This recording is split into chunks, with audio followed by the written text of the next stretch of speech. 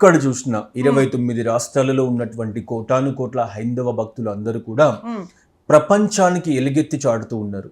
ఒక్కసారి చూడండి భారతదేశ ఆధ్యాత్మిక జీవన విధానం ఎలా ఉంది. ఒక మంచి స్నానానికి, ఒక పవిత్రమైనటువంటి స్నానానికి ఎంతటి విశిష్టత ఉందో. హైందవ మతంలో ప్రకృతి శక్తులను ప్రేమిస్తారు అన్నటువంటి అంశం ప్రతి ఒక్కరికి తెలిసిందే. అలాంటిది ప్రకృతి మమేకమయ్యి ఆ ప్రకృతి ద్వారా ఉన్నటువంటి ఎన్నో అంశాలని ప్రపంచవ్యాప్తంగా ఉన్నటువంటి ప్రతి ఒక్కరికి కూడా తెలియజేసేలాగా ఇవాళ మహాకుంభమేళ ఇది ఇప్పుడు ప్రారంభమైంది కాదు.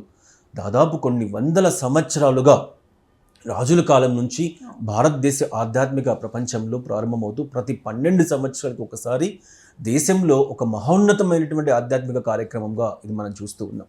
ఇంతటి కార్యక్రమం 2025లో జనవరి 13 మకర సంక్రాంతి రోజున ప్రారంభమై ఫిబ్రవరి 26 మహాశివరాత్రి అంటే 2 ప్రధానమైనటువంటి పండుగ మధ్య కాలంలో దాదాపు 45 రోజుల కాలం పాటు ఎంతో దేదీప్యమానంగా భారతీయ సంస్కృతిని, భారతీయ హైందవ మత గొప్పతనాన్ని ప్రపంచానికి చాటు చెప్తూ ప్రపంచ పర్యాటకుల్ని, ప్రపంచంలో ఉన్నటువంటి లక్షలాది మందిని అందరినీ కూడా ఆకర్షిస్తూ దేశంలో అయితే కోటాను కోట్లు, దేశ జనాభాలో దాదాపుగా 40% మంది ప్రజలు వస్తున్నారు అని అంచనా వేస్తున్నారంటే ఇప్పటికే మనం చూసాం స్టార్ట్ అయినటువంటి కొద్ది రోజుల్లోనే కోట్లాను కోట్ల మంది ప్రజలు వెళ్ళి స్నానం ఆచరించి నిజంగా ఎక్కడ ఏ ఆండ్రాయిడ్ మొబైల్ ఓపెన్ చేసినా, ఎలాంటి మాధ్యమాలు తీసుకున్నా ఇవాళ ప్రతి ఒక్కరి నోట కనిపిస్తూ ఉన్నటువంటి అంశం మహాకుంభమేళ.